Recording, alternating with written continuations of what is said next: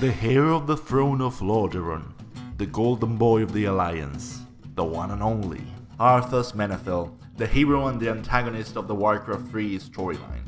Some context. This is the first out of 3 videos about the Warcraft universe. We will explore the lives and deeds of 3 main characters of the Reign of Chaos and Frozen Throne arcs: Arthas, Jaina, and Thrall. Warcraft is the biggest franchise by Blizzard Games, a fantasy setting in the world of Azeroth, a diverse and multiracial universe, grown through the years to become a complex political setting for countless stories. The main conflict is the eternal battle between the Horde and the Alliance. The Horde is a coalition of outcast races that struggle for territory and resources with the Alliance, who in exchange consist of powerful cultures and groups not bound by desperations or necessity, but by their deep commitment to abstract concepts like nobility, justice, and, striving to represent these high ideals, its many different peoples all contribute their technical, arcane, and spiritual wisdom toward the goal of a just and peaceful world. The Alliance is led by humans, but not exclusively. One of the most promising and powerful kingdoms, Lordaeron, ruled by House Menethil, an archetypical monarchy, and Arthas was its warrior prince. He was the youngest knight of the Silver Hand, a paladin, a promising political and military figure who was meant to lead armies and wage war against impending threats. Power and religion are always tied together, as it is the state that enforces the values set by religion. Paladin is a term coined to Christian warrior fighting paganism back in the Middle Ages, which is the job of the Knights of the Silver Hand, to fend off the Horde and demons away from the lands of Azeroth. It is common among noble families to distribute the responsibility and outreach of their descendants into different areas. They range from religion and trade to military combat and academics. Royal families often try to set an example for their people to follow, and Arthas was the biggest example of them all. Trained by the most noble and proficient warriors of Azeroth, he was a man destined for greatness. And indeed, his tale is one of great sorrow, great violence, pain, the tale of the Lich King. As a character, Arthas starts as a relatable hero. He's kind and passionate, impulsive for sure. His harsh interaction shows a young man respectful and righteous, a man whose utmost priority is justice and capable of love. It's easy to get lost in names, plot twists and conflicts whenever you dive into the Warcraft lore, as it's full of moving pieces and influencing actors, so let's stick to the relevant events. Warcraft 3 kicks off as Lordaeron is attacked by demons. Arthas discovers that a plague is infecting the villagers, turning them into undead. Arthas decides to carry out genocide to purge the village before their inhabitants turn against him. He does this alone with a party of soldiers, as every other leader has abandoned him, sick to the idea. This is how he starts to be consumed by the pursuit of justice.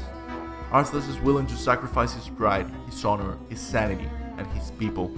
The symbology behind the purge has little to do with historical event, yet it draws inspiration from 2 different concepts. The first one is quarantine, a state upon a town was set during infections, where trade and outside help were forbidden, effectively letting the town people die out to disease. And the second one, associated with paladins, religious purging.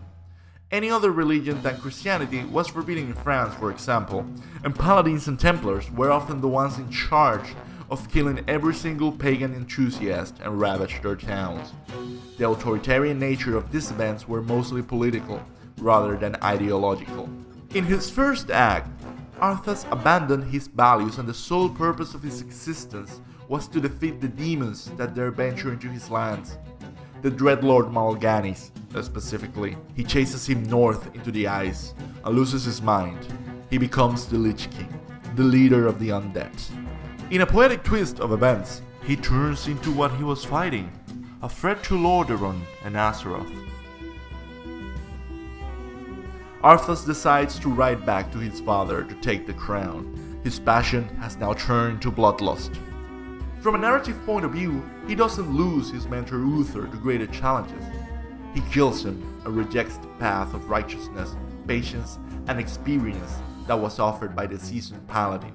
The regicide of King Terenas doesn't really draw from a historical or archetypical setting. A prince that kills a king when the line of succession is clearly drawn is quite rare. The assassination isn't driven by power but insanity, as Arthas becomes the most feared character of Azeroth. Also, his characterization in other media borders parody, as he is supposed to be the absolute expression of evil and power. I would argue that what's really scary about this character is not how he changes, but what remains. The impatience, the determination, and the anger are qualities that sent him through the wrong path, but only empowered him once he embraced his new role as the Lich King. But nothing lasts forever. Arthas is defeated and the connection with the Lich King is severed. He shares his last breath with the ghost of his father. Is it over? He asks. No king rules forever, says King Terenas.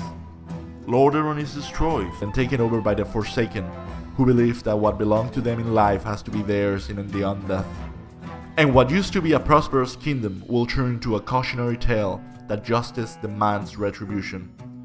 Arthas is a ruthless king, an impulsive paladin warrior who puts his sense of justice above his people, a conqueror. In the end, we understand that the flaws of Arthas became the strengths of the Lich King. He's a ruthless dictator, a totalitarian. Once again, thank you very much for watching, and if you enjoyed this video, like and subscribe. Also, we have a Patreon now, so if you want to support this channel, make sure to check out the link in the description below. Until next time.